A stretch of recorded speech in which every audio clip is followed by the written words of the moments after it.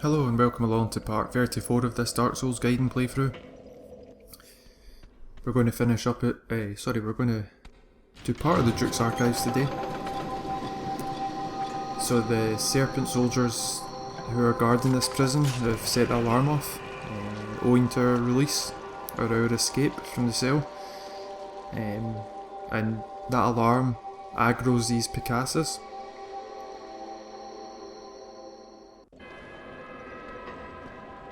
So immediately need to take on two more Serpent soldier guards, and they're making a run for the ladders, I guess, to try and close the door to stop you escaping the prison altogether. These guys have a bit more health than the ones in Sen's Fortress, but it's the same technique. Parry and riposte work well, fire and lightning weapons work well against them as well, especially lightning I think. Having a bow equipped here is quite useful. You can do some ranged attacks in these Picasses if you're quick enough, because they're making a beeline for you. And these Picasses, no poise, not very happy with the guard obviously, tossing them right over the edge of the balcony, or the railings. I love the ragdoll physics in Dark Souls. It's a shame that it's not present in Dark Souls 2, or present to the same extent. There are some weird anomalies with the physics in Dark Souls 2. Anyway, those Picasses are the maidens that we talked about.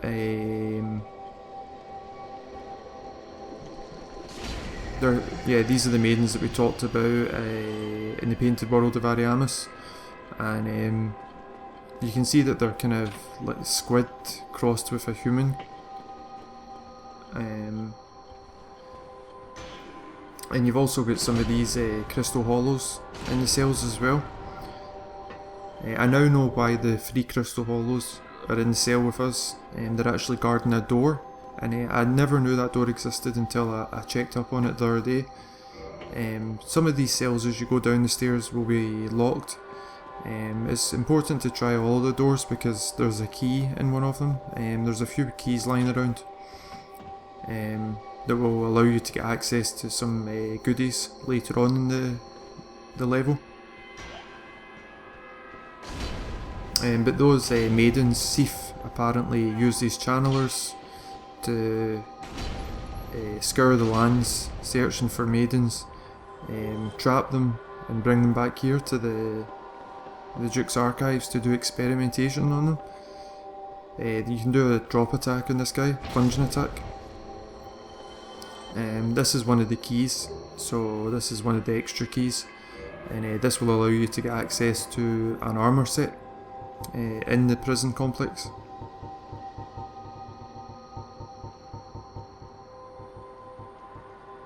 Yeah, so just refers to the serpent men being careless, and this gives you quite a lot of lore about Sif's madness. At one point Sif was sane apparently, or relatively sane, a very jealous creature, a very lonely creature, and his loneliness and envy of the dragons that had scales led him down a very dark path.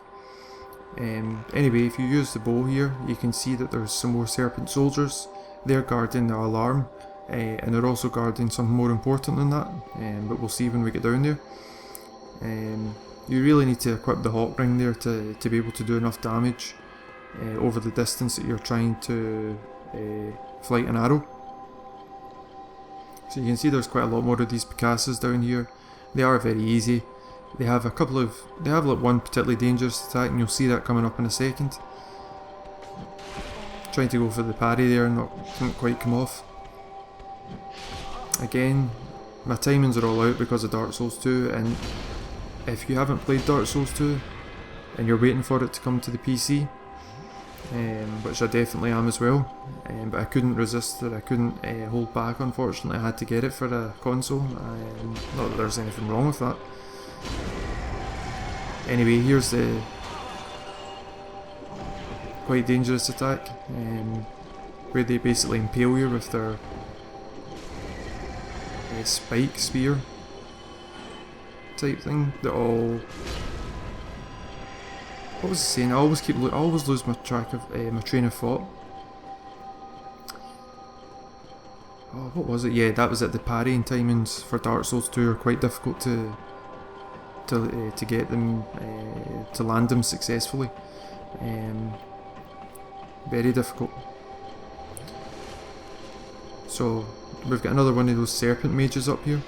The one that fires the electric bolt and the lightning bolt. So just be careful for her, and remember, if her flamberges, that's the weapon she wields, if they connect with you, she'll do a lot of bleed damage. I missed terribly there. Thankfully they have less health than the males, and I'd never noticed before, but I noticed that she had a tattoo on her back, or it looks like a tattoo to me. Yep, that's definitely something I've never noticed before. So anyway, come and pick this treasure up, and it's a key rather than a treasure, and we'll turn this alarm off.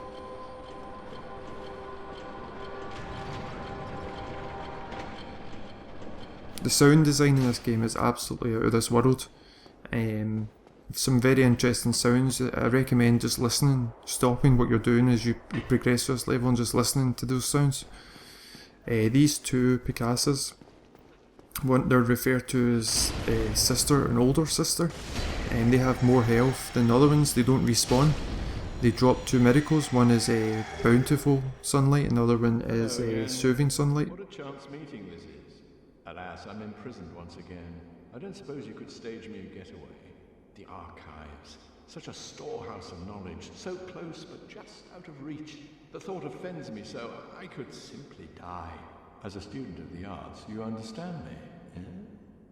You sound so patronising with that way, at the end. Hello again. He's not a very good sorcerer, as Big Hat Logan. I mean, he seems to, have an ability to get himself captured and imprisoned quite easily. Anyway, let's make our way back up. To progress through the level properly, we actually have to go back the way, and we have to go up the ladders, the ones that the serpents were heading towards, and we'll use the key that we picked up from behind the serpent mage to escape from this room.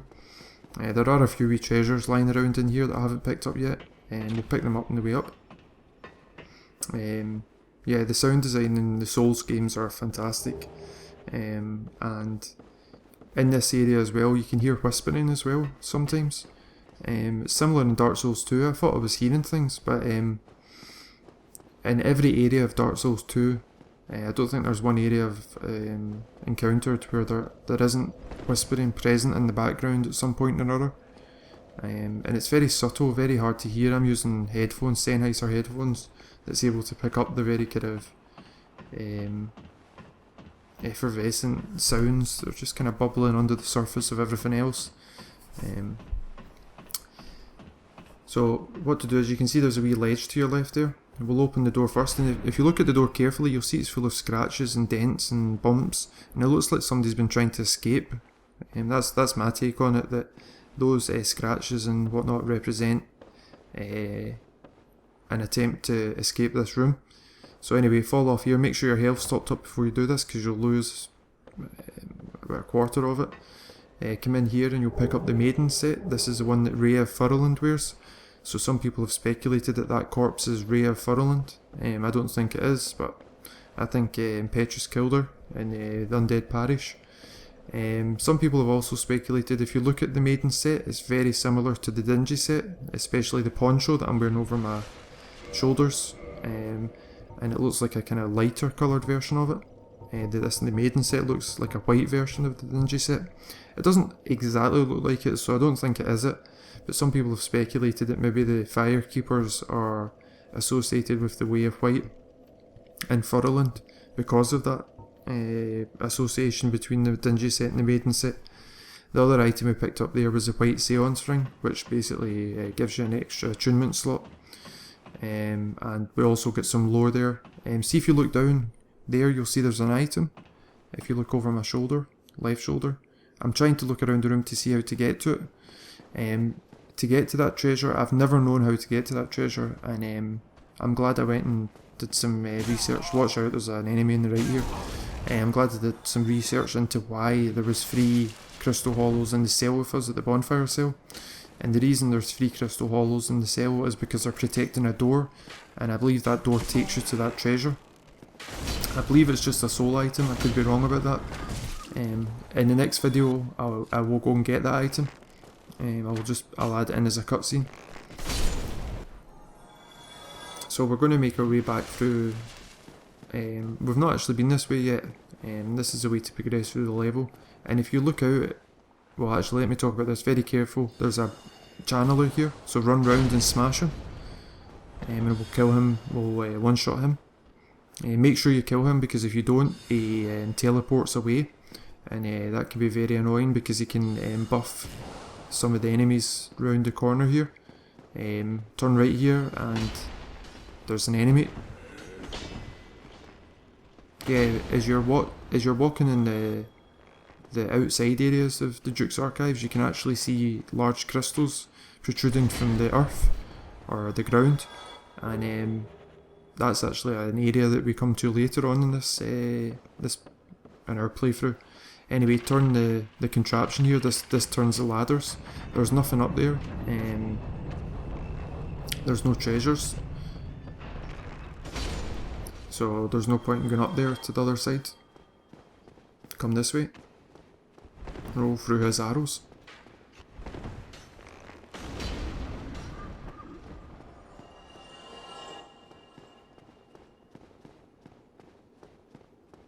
And be careful because that channeler's over to your left there.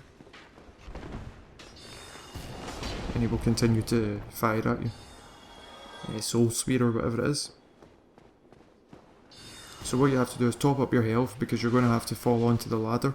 Or not the ladder, the stairs, sorry. And again, the sound design with the channelers is excellent. Listen to him.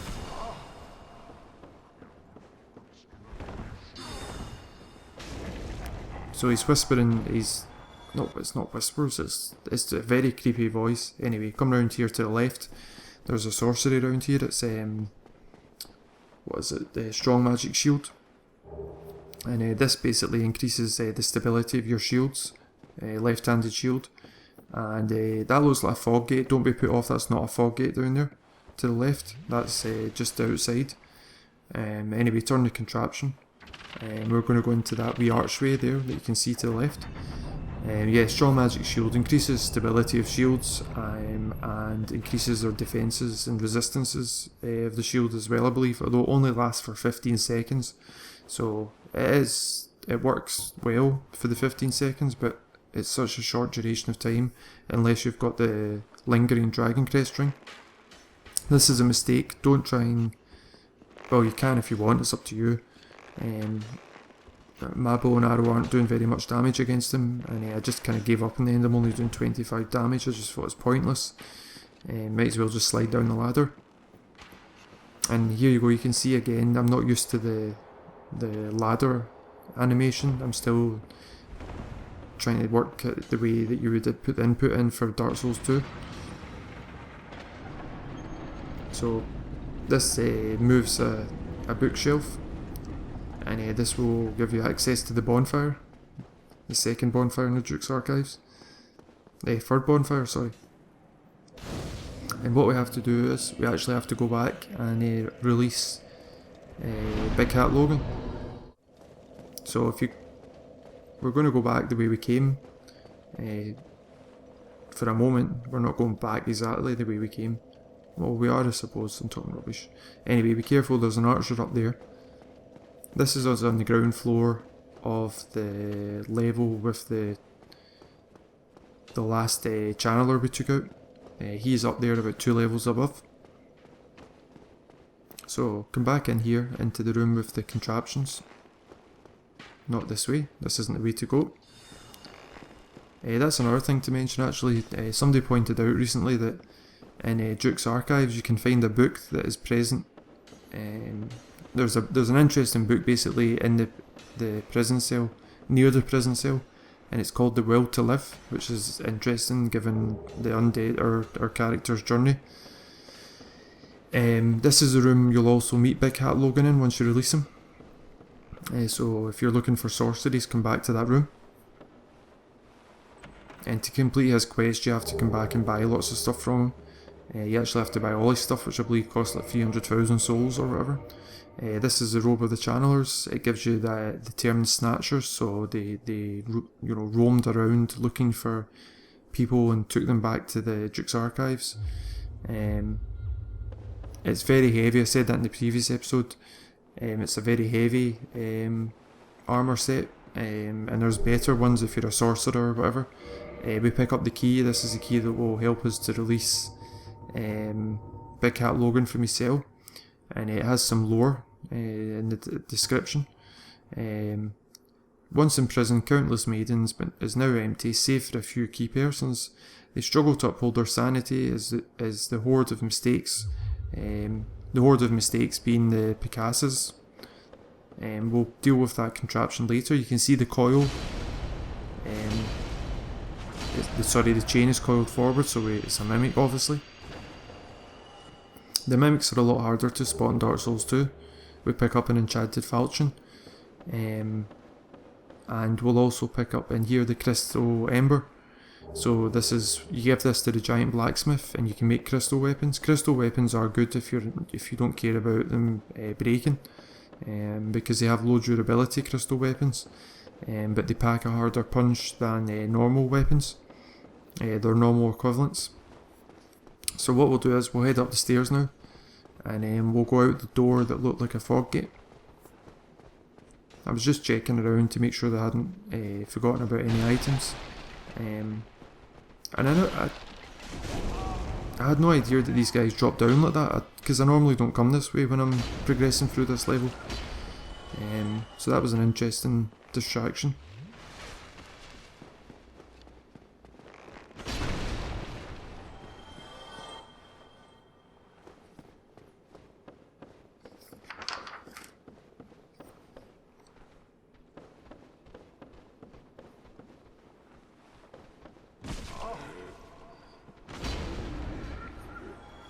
I think one of the best strategies for taking these crystal guys on is to basically just let them rebound off your shield. I'm going to kind of get messed up a wee second here because I forget that I've got the archer behind me. I mistime my attack there. And I've also got this channeler firing his soul arrow at me. And I get hit a couple of times. Not the best defensive play.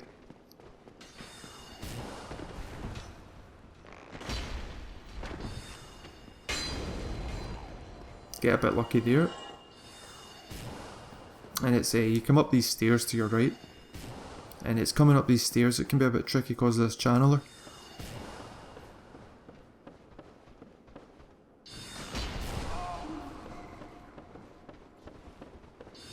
You don't need to, I suppose you don't need to tag the bonfire. I guess you can just pick the key up and head back towards the cells, but I just wanted to tag the bonfire. Makes it more exciting.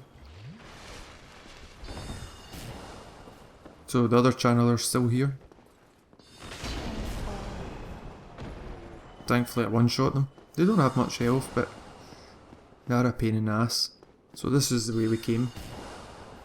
You can see it does look like a, because of the white sky, it does kind of look a bit like a fog gate if you're not paying much attention to it.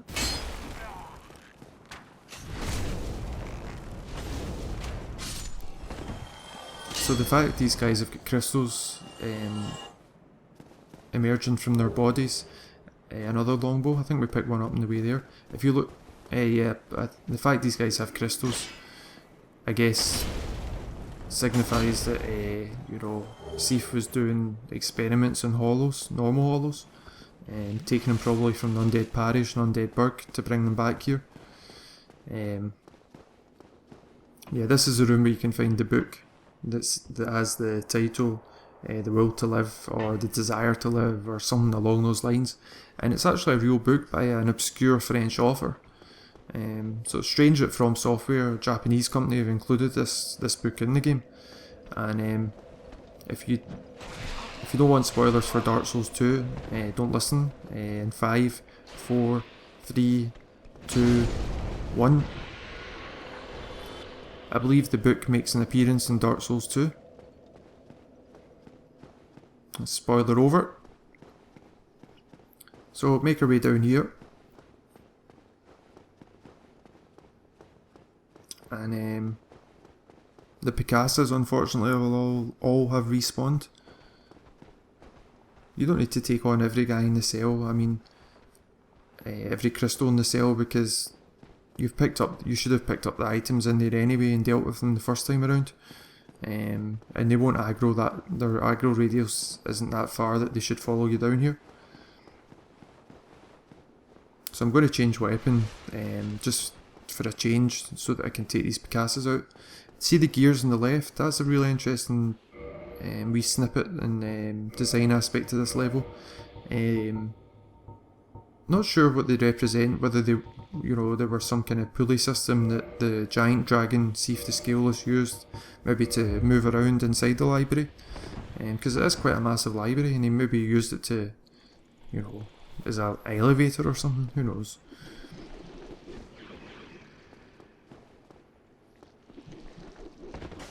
So they've got this kind of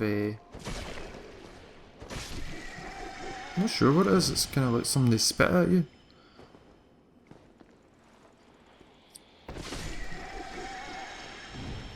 So the other two, the one that was the sister and the older sister, don't respawn. I'm not sure what the story is with why there's two. Oh, that was one thing I didn't mention actually. They dropped the spells, Bountiful Sunlight and what was the other one? Yeah, Soothing Sunlight.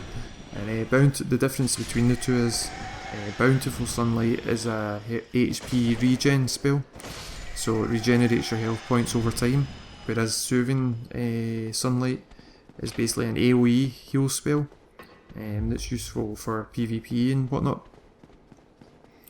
And it just instantly heals, so we get another Firekeeper Soul, and I believe it just instantly heals your... Oh, thank you very much. I'm saved. That makes twice. I must be sure to repay you. I will visit the archives. If I discover any new spells, I shall share them with you. Prepare to be impressed by the onward march of sorcery. Well, it's not very impressive, it's not helped you much. Hello. Don't mind me. Go on ahead. I'll head out soon. I wish to lay down my plans before I visit the archives. Well, you couldn't have done that while you were sitting in the cell. Anyway, don't mind me. In the next episode we will take on Sif the Scaleless, and I hope this episode helped.